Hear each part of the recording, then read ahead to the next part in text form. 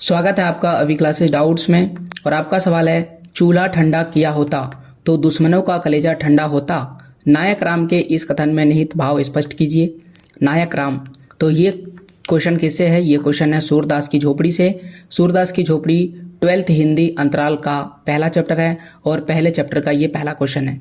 तो कहानी अगर आपने सुना हुआ है तो कहानी में एक सूरदास होता है और सूरदास की झोपड़ी में आग लग जाती है। सूरदास की झोपड़ी में आग जो है वो कौन लगाता है? आग लगाता है भैरव। याद रखिएगा, सूरदास की झोपड़ी में भैरव आग लगा देता है। तो यहाँ पर उनका एक पड़ोसी है और उस पड़ोसी का नाम है नायक राम। तो नायक राम कहीं भी अगर आग लगता है तो पड़ोसी तो आते ही जमा होते ही हैं। तो सूरदास की झोपड़ी जल रही है, आग लग चुका है और एक व्यक्ति नायक राम ताने दे रहा है और बोल रहा है, नायक राम बोल रहा है कि अगर यहाँ पर सूरदास, अगर मान लेते हैं चूल्हा ठंडा करने का मतलब होता है चूल्हा। पुराने समय में हम लोग गैस में खाना नहीं बनाया जाता था, बल्कि आज भी ग्रामीण क्षेत्रों में चूल्हे में खाना बनाया जाता है। और रात में चूल्हा में खाना बनने के बाद उनके आग को पानी से पूरी तरह से बुझा दिया जाता है और इसी को कहते हैं चूल्हा ठंडा करना। तो यहाँ पर वही पूछा गया कि अगर चूल्हा ठंडा कर देते तो आग तो पूरी तरह से बुझ जाता, और आग पूरी तरह से बुझ जाता तो क्या झोपड़ी में आग लगती? नहीं लगती।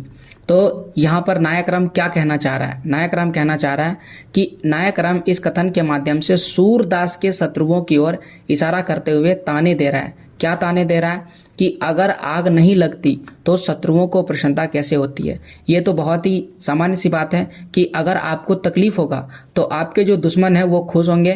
तो यहाँ पर वही है कि सूरदास के जो भी शत्रु हैं, हो सकता है कि किसी ने इसके घर में आग लगाया होगा।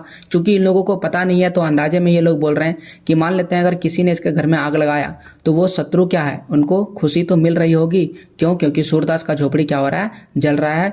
नायक राम कहना चाहता है कि इस घटना से, ये जो घटना घटी है, सूरदास का झोपड़ी जो जल रहा है, उससे उसके शत्रुओं को प्रसन्नता होने का अवसर मिल रहा है।